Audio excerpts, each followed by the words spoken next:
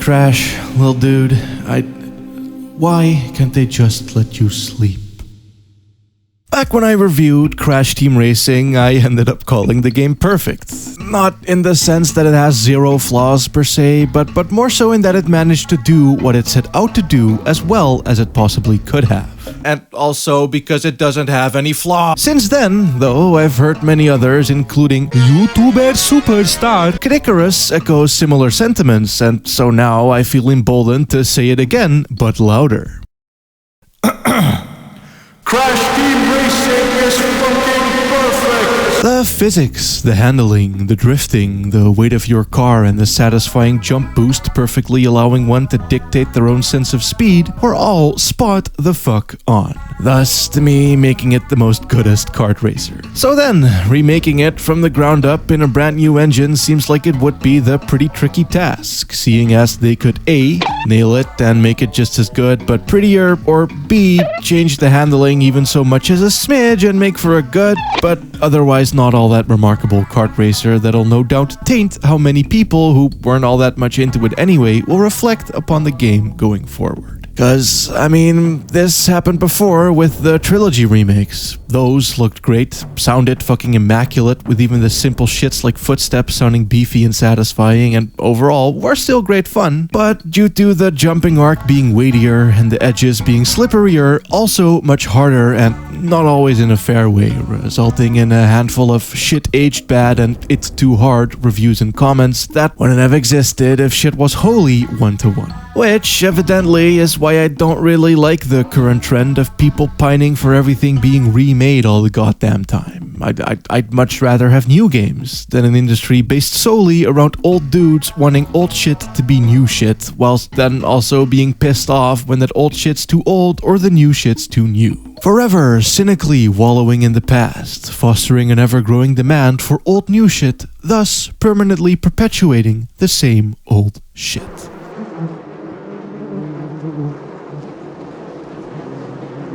Nitrous oxide is an alien who wants to turn the world into one giant parking lot, implying that totally isn't what it already is.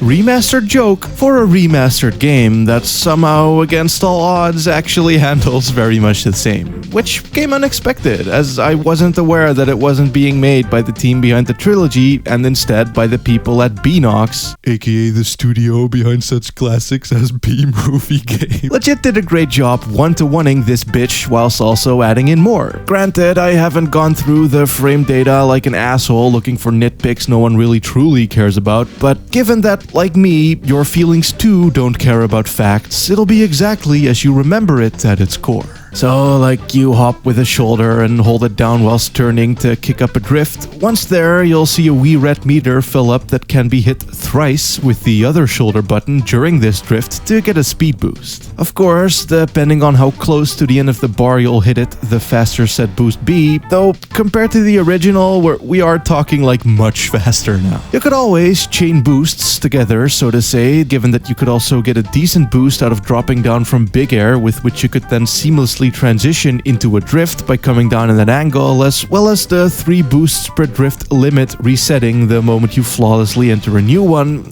essentially making for an insanely tactile, hands-on and visceral sense of speed that you yourself directly instigated. But it had a cap, which in Nitro Fueled is either entirely gone or much higher, given that the shit what I was able to pull here felt a lot better.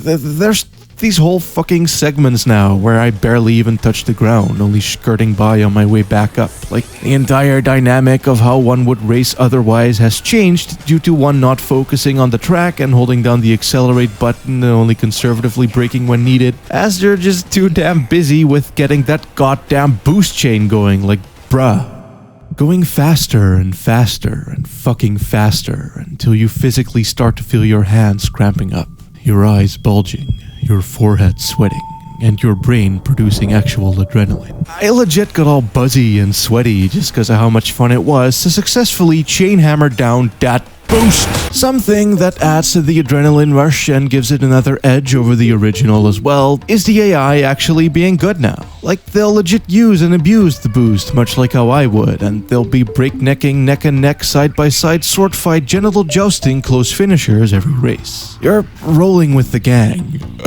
center of the chaos, and not way out front doing your own thing, being the sole motherfucker who actually boosts. The only other game that had me engaged to the point of actually physically breaking a sweat was fucking God Hand, so make of this comparison what you will, I guess. A big thing as well is that with the improvements in AI comes a much more hardcore and clever manner of item usage. And I fucking hate that. Little known fact, reason why you'll never see me cover any other kart racer despite one of my favorite games of all time being one is because of the items. I love racing, I love going fast, I love tactile hands-on mechanics and control schemes that put a lot of agency in your hands, but what I don't love is RNG bullshit that can turn the tide on a fucking dime. In the original, this wasn't too much of an issue outside of multiplayer, which on the down low I never really liked either. People joke about how kart racers ruin friendships, but I have no clue how that shit keeps being passed off as just a meme and rarely has been taken as a valid criticism of the genre. Like, I don't know, man.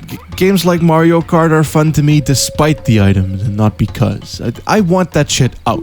I don't want to feel like a god overtaking bitches working my way up the first place, which is already tough enough as it is and therefore super satisfying, only to be knocked down by a trio of missiles, get punted off the track, and end up last. I mean, fucking look at this shit. God damn. In a sense, I guess, the improved speeds do make it easier to get back out there as well, but that shit dick's moot when you can just as well get RNG'd again, not to mention that not taking into account the potential mojo ruin. Like, here's the thing, right? Going from the top of the world straight to rock bottom just isn't my idea of fun. Hell, it's the sole reason why people with cocaine addictions lose their fucking minds, cause that's just literally what their entire life is like. So please, don't make me Jones out. Give me this game pure. Vote ThorHighHeels for a ban on RNG bullshit in racing games. The remake has made the original feel slow, which isn't something I thought I'd ever say about CTR. Granted, maybe it's just because of the decades of muscle memory, but it does feel a bit easier to engage in a boost. Maybe, given that the animations are a tad chunkier and simplistic so things is more clearly telegraphed, but really, when the boost is so much quicker in remake, it kinda renders that point hollow. Either way, it would have been the minorest of muscle twitch differences that really isn't much of a difference at all, and obviously it also looks much better. The only things I'd say that the original has over the new one visually is the furry crash babes of nightmares, and the character select screen which shows the main cast in their own little pit corner garage. But overall, these somewhat empty tracks don't even come close to holding a fucking candle to these lusciously living, big detail-heavy tracks of the new one. With all of these animated animals, text professor doctor Easter egg garbage fuckery, the cracks and bumps in the road, the weather effects, and also the actual backgrounds that aren't just gradients. Not to mention the overworlds also having a lot more going on.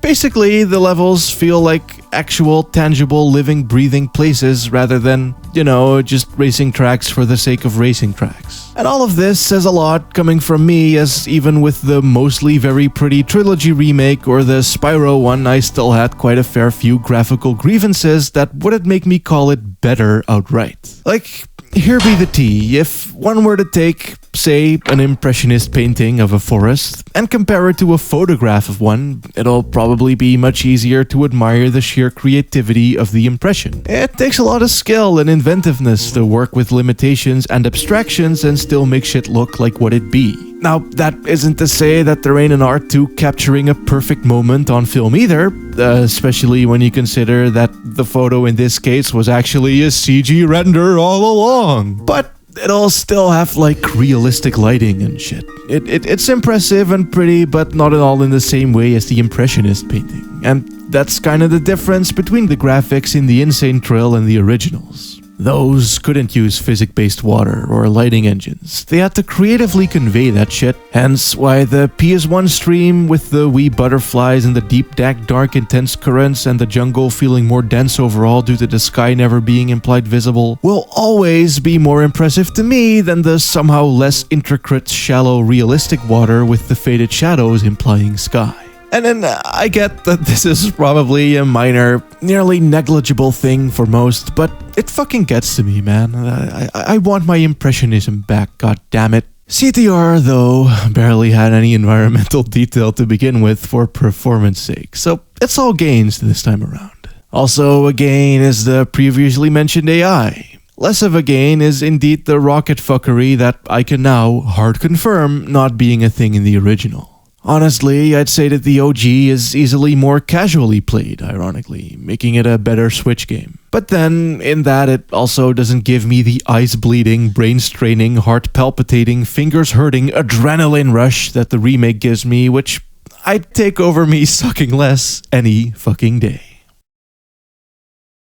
Additionally, they added in loads of extra content, like new racers, skins, cars, and even fucking entire maps from CTR's sequel, Nitro Karts, making it more of its own sequel/compilation/fanservice thing rather than just a dry remake master. Kinda similar, I guess, to what Smash Ultimate is for Smash Wii U. It has the original intact, but just polished and more better and with a bunch of extra added stuff. On the cheeky freaky down low though, while this is an amazing game on its own, I do still find it worth pointing out that maybe these systems and shit would have been way cooler if it was like, a brand new game entirely, with its own levels and story and characters. Sure, some tracks could return like how Mario Kart do, but I mean, you can already tell that the Nitro Kart tracks are much better designed. The flow in regards to boost placement, the length is bigger so recoup opportunities is greater, there's way more cool gimmicks and obstacles and shortcuts. They're just a lot more playful and in general give way to a much faster, more aggressive style of play. Now, of course, the core mechanics of Nitro Kart weren't all that great, but just seeing how much better these tracks are with the improved OG handling really makes me wonder what entirely brand new tracks designed from the ground up with hardcore speeds in mind would have played like. I guess what I want to say is, don't settle for regurgitation. No matter if that shit somehow tastes better coming up than it did going down, you still need sustenance. So eat some goddamn new meals for once, bitch.